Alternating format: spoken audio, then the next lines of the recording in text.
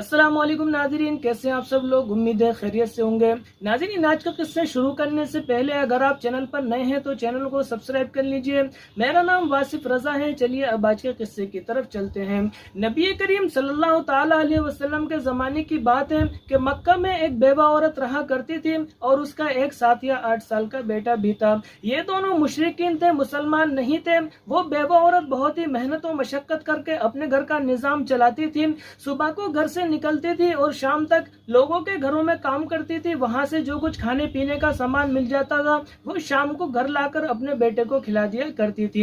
एक मर्तबा हस्बे मामूल वो बेवा औरत सुबह से शाम तक घरों में काम करने के बाद में शाम को जब अपने घर वापस आई तो उसका बेटा उससे अजीब व गरीब सवाल करना शुरू कर देता है कि माँ, आप और बच्चों की माँ की तरह क्यों नहीं हो? और बच्चों की माएँ तो बहुत अच्छे कपड़े पहनती हैं, बहुत अच्छे लिबास पहनती हैं, उनके पास बहुत कीमती कीमती चादरें भी हैं। माँ ने बेटे को प्यार से अपने पास बुलाया, उसको प्यार करते हुए समझाया कि बेटा, तुम एक यतीम बच्चे हो और मैं एक बेवा औरत हूँ। तुम तो देखते हो कि मैं सुबह को घर से निकलती हूँ, शाम तक लोगों के घरों में काम करती हूँ। वहाँ जो कुछ खाने पीने का सामान शाम तक मुझे मिल जाता है वो मैं घर लाकर तुमको खिला देती हूँ। और बच्चों के तो बाप अभी जिंदा हैं और औरतों के तो शोहर अभी जिंदा हैं। वो उनको कमा करके ला करके अच्छे अच्छे कीमती कपड़े पहनाते हैं, कीमती चादरें ला करके उनको उड़ाते हैं। बेटा, हम लोगों से कहाँ उनका मुकाबला हो पाएगा।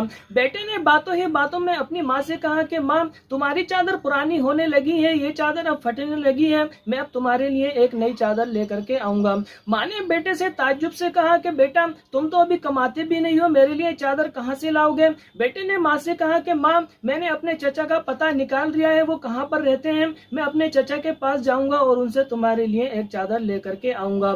माँ बेटे से कहती है कि बेटा, तुम्हारे चचा ने तो तुम्हारे बाप की सारी जमीन अपने कब्जे में करके रखी हुई है, वो तुमको चादर नहीं देंगे। बेटा माँ से जिद करने लगा कि माँ, मुझे एक बार इजाजत दो, मैं अपने चचा के पास जाऊंगा, चचा मुझे देख करके खुश हो जाएंगे, वो तुम्हारे लिए चादर जरूर देंगे। बच्चे की जिद के आगे माँ की एक न चली। माँ ने आखिरकार बच्चे को चचा के पास जाने की इजाजत दे दी।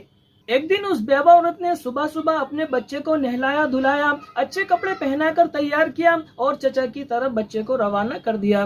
बच्चा पैदल चलते चलते काफी देर के बाद में अपने चचा के घर पर पहुंचता है। वहां जाकर के देखता है कि कुछ लोग बैठे हुए शराब पी रहे हैं। उसने वहां जाकर के आवाज दी, चचा जान। एक आदमी पीछे मुड़कर देखता है और पूछता है कि तुम कौन हो? बच्चा कहता है, चचा मैं आपका भतीजा हूँ, मैं आपसे कोई जमीन और जायदाद लेने नहीं आया, बल्कि मेरी माँ की चादर फटने लगी है, पुरानी हो गई है, मैं आपसे अपनी माँ के लिए एक चादर लेने आया हूँ।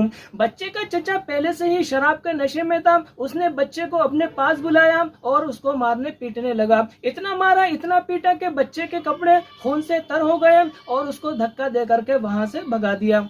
बच्चा रोता हुआ अपने घर की तरफ वापस जा रहा था। रास्ते में बच्चे को एक राहगीर मिलता है, एक आदमी मिलता है। बच्चे को इस हालत में देखकर उसको तरस आता है और बच्चे से पूछने लगता है कि बताओ, तुम्हारा यह हाल किसने किया है? बच्चा उस आदमी को सारा माजरा सुनाने लगता है और कहता है कि मैं अपने चचा के पास अपनी माँ के लिए एक चादर लेने के लिए गया था। चाचा ने मुझे चादर तो नहीं दी बल्कि मारा पीटा और मुझे वहां से भगा दिया। उस आदमी ने बच्चे को प्यार किया और प्यार करते हुए समझाया कि बेटा, तुम परेशान मत हो, मायूस मत हो, तुम काबे में चले जाओ, वहां पर तुम्हें एक मोहम्मद नाम के शख्स मिलेंगे, उनको जाकर के सारी बात बताना और अपनी माँ के लिए चादर मांगना, वो तुम्हारी माँ के लिए चादर जरूर देंगे। बेटा रोता हुआ पहले अपने घर पहुंचता है। माँ बेटे की यह हालत देखकर परेशान हो जाती है। बेटे से पूछती है कि बेटा, तेरा यह हाल किसने किया है? बेटे ने माँ को सारा माजरा बताया, सारी बात बताई कि माँ, मैंने चाचा से चादर तो मांगी थी, उन्होंने मुझे चादर तो नहीं दी बल्कि मार पीट कर वहां से भगा दिया।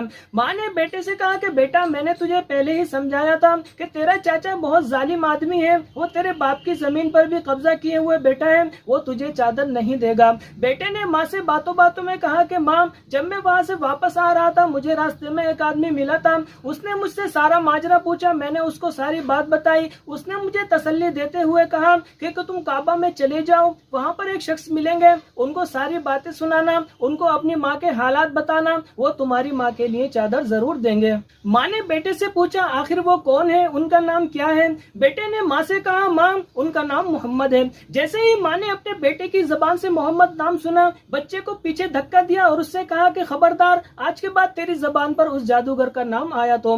बेटे ने माँ से कहा, माँ मुझे जो रास्ते में आदमी मिला था उसने मुझसे मोहम्मद की बहुत ज्यादा तारीफ की, अगर वो वाकई ऐसे हैं तो तेरे लिए चादर जरूर देंगे। माँ मुझे एक बार इजाजत दे दे कि मैं मोहम्मद के पास जाऊं और तेरे लिए उनसे चादर लेकर के आ जाऊं। बच्चे की जिद के आगे माँ की एक न चली। माँ ने एक बार मोहम्मद के पास जाने की बच्चे को इजाजत दे दी। अगले दिन बच्चा खाना काबा में पहुंच जाता है। वहां जाकर के देखता है कि खाना काबा में भी काफी सारे लोग मौजूद हैं। वहां जाकर के बच्चा मोहम्मद सल्लल्लाहु अलैहि वसल्लम को ढूंढने लग जाता है और काबे के इर्द गिर्द चक्कर लगाने लगता है।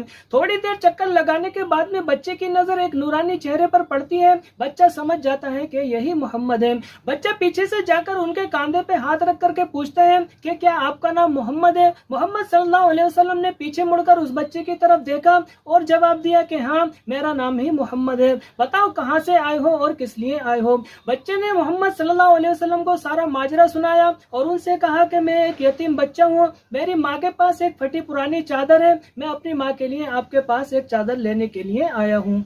जब मोहम्मद सल्लल्लाहु अलैहि वसल्लम ने बच्चे की ये बात सुनी और उनको पता चला कि बच्चा यतीम है, आप उठकर अपनी जगह से खड़े हो गए। आपकी आंखों से आंसू बहने लगे और उस बच्चे को सीने लगा करके कहा कि मैं भी एक यतीम बच्चा था, मेरी माँ भी बेवा थी, एक यतीम बच्चे का दर्द मुझसे ज्यादा कोई नहीं समझ सकता। आप सल्लल्लाहु अलैहि वसल्लम ने अपने कांधे पे से अपनी चादर उतारी और उस बच्चे को दे दी और उस बच्चे से कहा कि ये चादर अपनी माँ को दे देना और इसके बाद भी अगर तुम्हें किसी चीज की जरूरत पड़े तो मेरे पास आ जाना, मैं तुम्हें जरूर दूंगा। तो नाज़रीन, इस वाक़े से हमें पता चलता है कि नबी करीम सल्लल्लाहु ताला अलैहि वसल्लम यतीम बच्चों का और बेवा औरतों का किस कदर ख्याल रखा करते थे। हमारा दीन इस्लाम भी यही सिखाता है कि हमारे आसपास अगर कोई यतीम बच्चा है या कोई बेवा औरत है, हमें उसका ख्याल रखना चाहिए। नाज़रीन, अगर किस्सा अच्छा लगा हो तो अपने दोस्तों के साथ में जरूर शेयर कीजिएगा। दुआओं में याद रखिएगा। अल्लाह हाफिज।